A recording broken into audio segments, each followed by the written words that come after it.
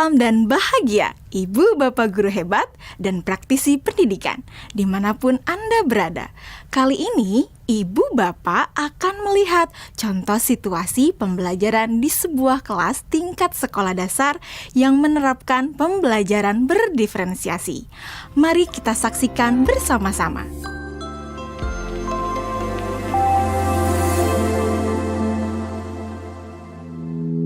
Organ tubuh manusia.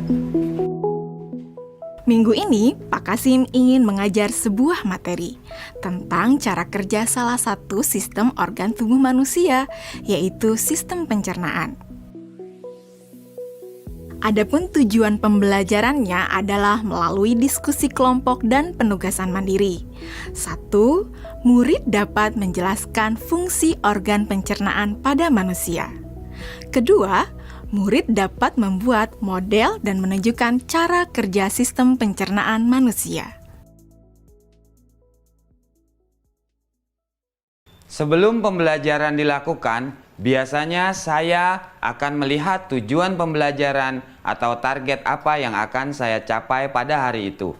Setelah itu, saya melihat data atau informasi terkait murid-murid saya untuk menentukan strategi pembelajaran yang tepat dan penilaian yang sesuai.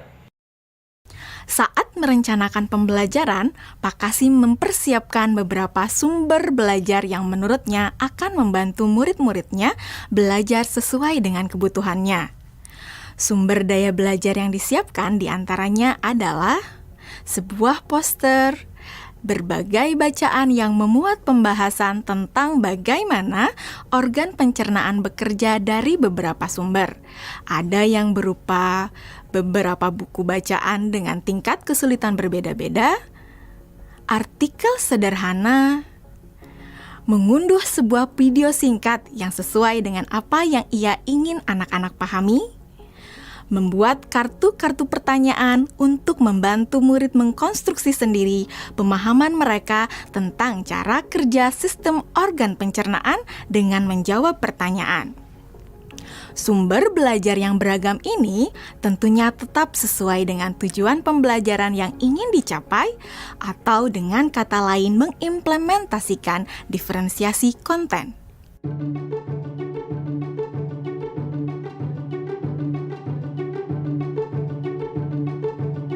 Setelah semua sumber materi yang beragam disiapkan, saya mempersiapkan daftar kegiatan lengkap dengan instruksinya. Misalnya, membaca buku atau artikel dan lain sebagainya, mengamati poster, mendiskusikannya, dan kemudian membuat ringkasan untuk menunjukkan pemahaman tentang isi poster tersebut.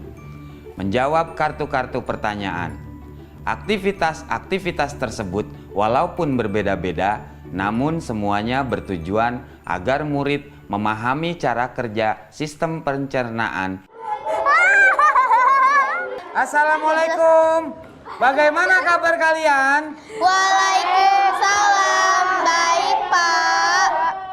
Hari ini kita akan mempelajari tentang sistem pencernaan manusia.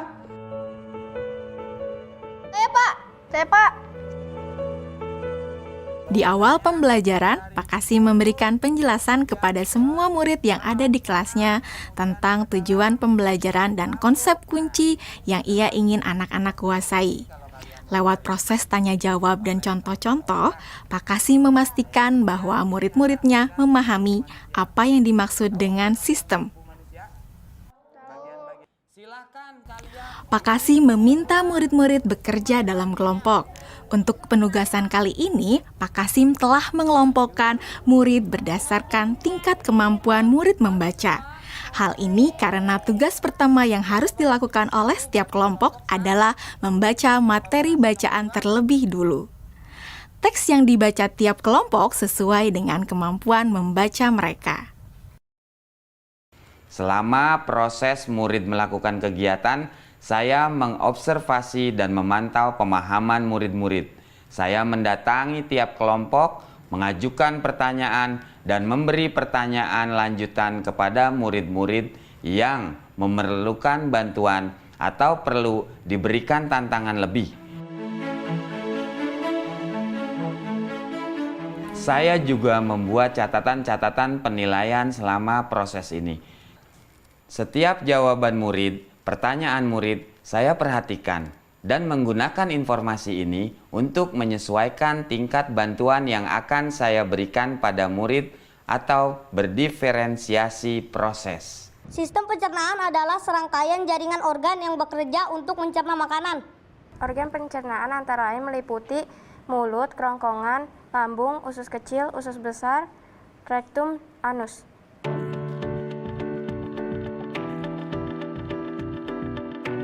Sekarang silakan membuat model yang menunjukkan sistem kerja pencernaan manusia secara mandiri. Selama proses murid-murid membuat model sistem pencernaan, Pak Kasim berkeliling melihat pekerjaan murid untuk mengetahui sejauh mana pemahaman murid.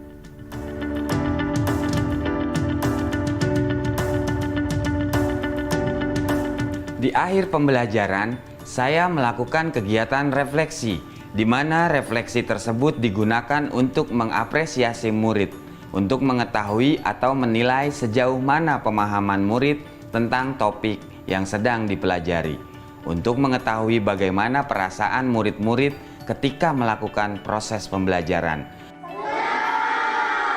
Akdas, Senang, Pak. Arjuna, Senang, Pak. dan tentunya semua ini dapat menjadi informasi bagi saya untuk mengembangkan proses pembelajaran selanjutnya.